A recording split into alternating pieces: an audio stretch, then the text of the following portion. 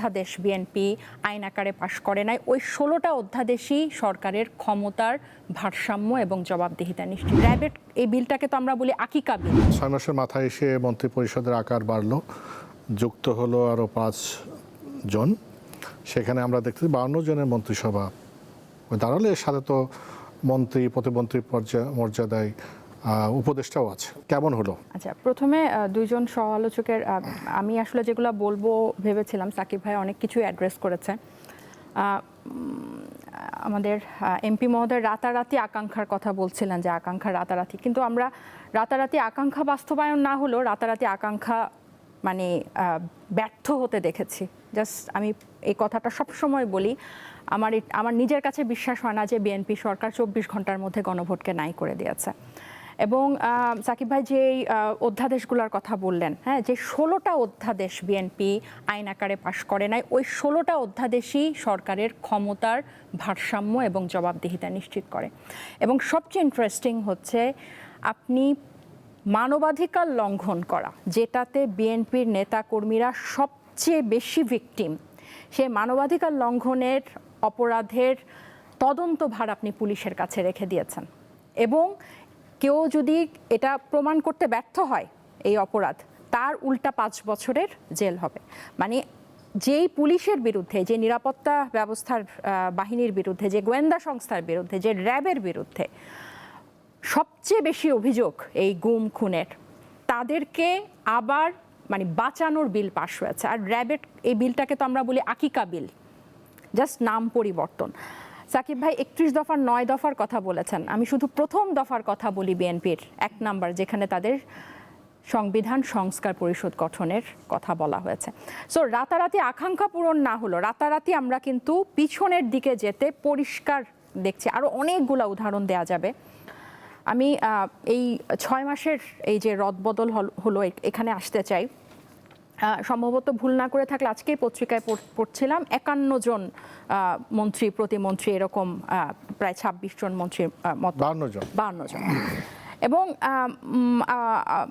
প্রোগ্রামের আগে আমরা যখন আলোচনা করছিলাম, সম্ভবত প্রবাসী কল্যাণ মন্ত্রণালয়ে মতো ছোট মন্ত্রণালয়ে একজন মন্ত্রী, একজন প্রতিমন্ত্রী, একজন উপদেষ্টা, আবার বিশেষ সহকারী। সো একদিকে আমরা তারেক রহমান সাহেবের পিআর দেখছি যে উনি কম খরচ করেন, মিতব্যয়ী, এরকম একটা পিআর আমরা দেখছি, যেটা প্রশংসিত হচ্ছে। আবার আরেক দিকে হচ্ছে এই ধরনের বড়। সো যেটা পড়ে বুঝলাম যে সরকারের পক্ষ থেকে এক ধরনের মূল্যায়ন করা হয়েছে এই 6 মাসকে, করে তাদেরকে রদবদল করা হয়েছে, এবং আরও এক ধাপে রদবদল হবে এরকম পত্রিকা মারফত জানতে পারলাম। কিন্তু কিসের ভিত্তিতে আসলে মূল্যায়ন হয়েছে, এটা আমাদের কাছে কিন্তু একটা প্রশ্ন। নির্বাচনের আগে কিন্তু আমরা অনেকে এটা বলেছিলাম যে যারা সংসদ হয়ে যাচ্ছে, মানে নির্বাচিত হয়েছেন, মন্ত্রী পর্যায়ে গেছেন, যাদের প্রিভিয়াস দুর্নীতির অনেক অভিযোগ ছিল, যারা দুর্নীতির অভিযোগে অজনপ্রিয় ছিলেন, তাদেরকে খুব গুরুত্বপূর্ণ মন্ত্রণালয় দেওয়া হয়েছে। ঋণ খেলাপিরা এমপি হয়েছেন, এরকম আমরা অনেক অভিযোগ কিন্তু দেখেছি।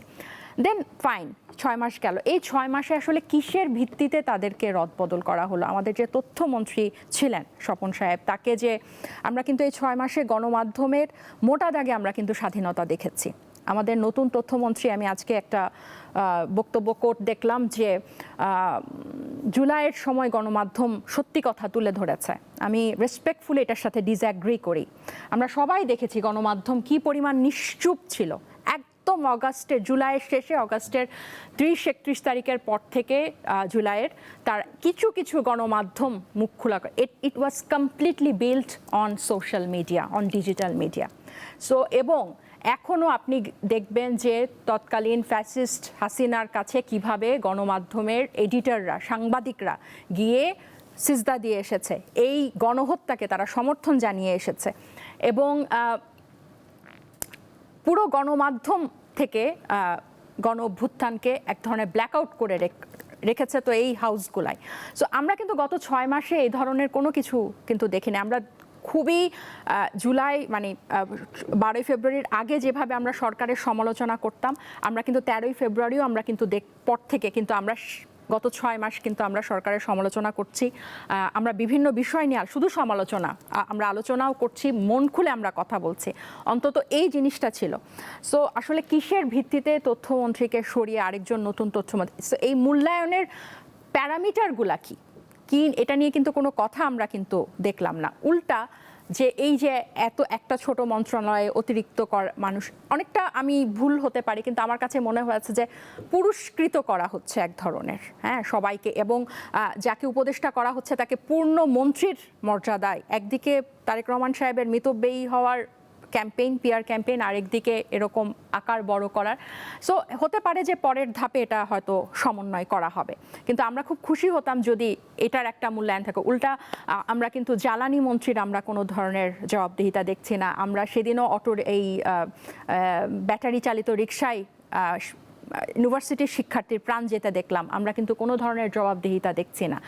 আমরা যেসব জিনিসগুলোতে একদম জনদুর্ভোগ আছে, আমরা বিশ্বাস করি যে এগুলো বিএনপির সৃষ্ট না, বিএনপির কারণে হয় নাই, কিন্তু আপনি মন্ত্রীদের যে এক ধরনের জবাবদিহিতা থাকে, হাম নিয়েও স্বাস্থ্যমন্ত্রী খুব বেশি আমাদেরকে আশ্বস্ত করতে পারে না। আজকেও 3 জন শিশু মারা গেছে, কেন এখনো হামে শিশু মৃত্যু থামছে না?